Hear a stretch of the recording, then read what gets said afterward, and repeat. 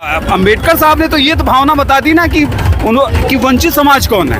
उन्होंने बताया ओबीसी कौन है, एससी कौन है, वो उन्होंने उस क्रीम को बाहर निकाला। शिक्षा के लिए जो सबसे पहली शर्त है कि जब तक आपके पास संसाधन नहीं होगा, बिल्कुल, तब तक आप जो है बढ़िया संस्थानों में मतलब दाखिला ही आपको नहीं मिलेगा। ये है कि आज इस जयंती के अवसर पर, बाबा साहब अम्बेडकर की जयंती के अवसर पर हम सब लोग शोभा यात्रा निकाला है। ये गांव कंदरा से चल के माहौल आ रहे हैं हम लोग, और यहाँ पे अभी जिस तरीके से बातें चल रही हैं भारतीय संविधान को लेकर, तमाम चीज़ें चल रही है, उसके बारे में आपकी क्या राय है? मेरी तो यही राय है कि अगर बाबा साहब न होते तो शायद हम जैसे 85% लोग को हक हकूक ही नहीं मिल पाता।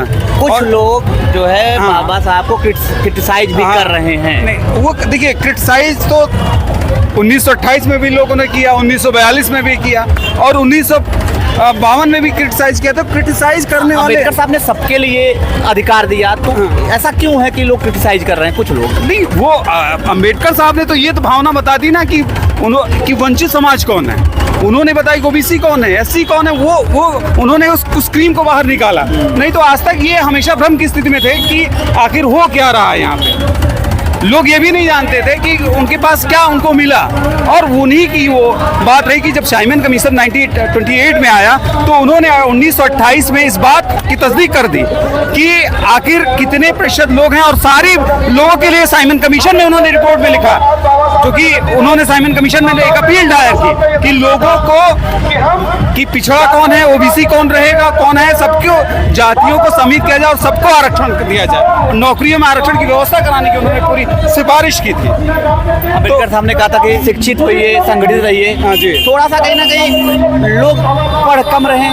हाँ, ये तो हमारी जो बहुसंख्यक आबादी को कहूँगा कि 85% लोगों को ये सोचना चाहिए कि आज हम इस रैली में ज़रूर आए हैं, लेकिन हमारा भी ध्यान उनका कि शिक्षित रहो, संगठित रहो और संघर्ष करो, उस पर भावना ज़्यादा होनी चाहिए।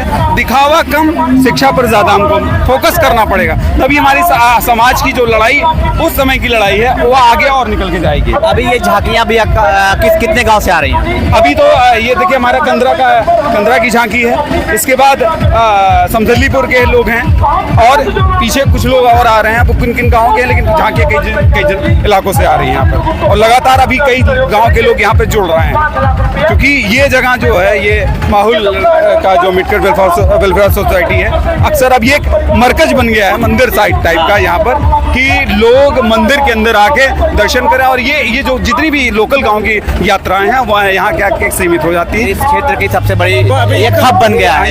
ये पूरी तरह से ये क्षेत्र की सबसे बड़ी जगह बन गई है। खासकर जब से अम्बेडकर जी की यहाँ पर मूर्ति लगी हुई, तब से ये जगह बहुत स्थापित जगह बन गई है। भैया, आप क्या कहना चाहेंगे?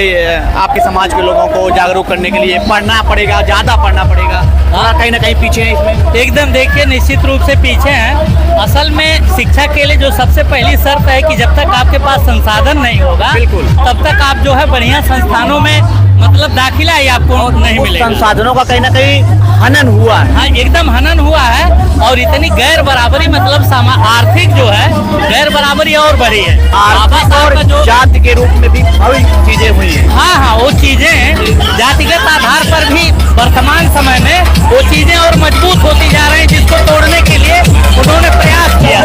तो इस नाते उनका जो लक्ष्य था कि शिक्षित बनिए, लेकिन शिक्षित बनने के साथ साथ सरकारों का जो दायित्व है कि समाज में ऐसे लोग जिनका हक नहीं मिला है उनको प्रश्रय देकर कैसे हम समाज की मुख्य धारा में लाएं, ये चीजें जरूरी थी। लेकिन सरकारें, मैं समझ रहा हूँ, अपने इस दायित्व से विमुख हो रही हैं। तो इस नाते जो है सभी लोगों को यूनाइट होकर के अपनी मांग को लेकर के, और जो बाबा साहब का मिशन था उसको पूरा करने के लिए फिर से संघर्ष करने की जरूरत है, तभी जो है उनके सपनों का भारत। एक और चीज है कि जैसे ये दलित वर्ग के लोग हैं, कुछ लोग जो बहुत आगे निकल गए हैं, कहीं ना कहीं वो भी एक मनुवादी सोच के हो रहे हैं। ये क्या जो आरोप लगते सही है? ऐसा है कि ये आरोप सही नहीं है, लेकिन चूंकि मतलब जो लोग बढ़ जाते हैं तो उनके प्रति समाज का जो दृष्टिकोण है हमेशा उनको दलित के रूप में देखे हैं तो उनको स्वीकार नहीं कर पाते हैं। समझ रहे हैं? नहीं तो बाबा साहब तो हम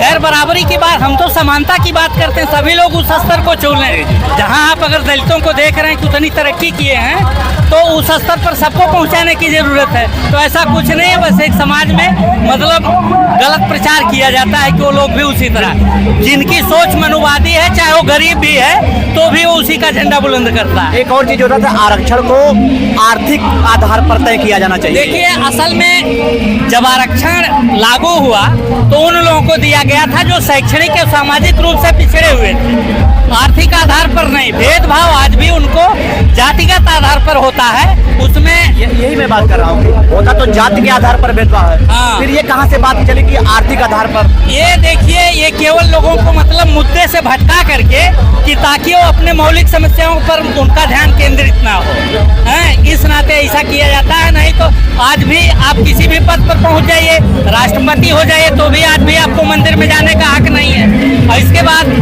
मतलब विभेद होगा जात के आधार पर और आरक्षण की बात होगी आर्थिक आधार पर। ये गलत धारणा है। समाज में समानता होनी चाहिए, सभी लोगों को उनका मौलिक हक जो है एक मानव के नाते मानव का जो अधिकार है वो सबको मिलना है।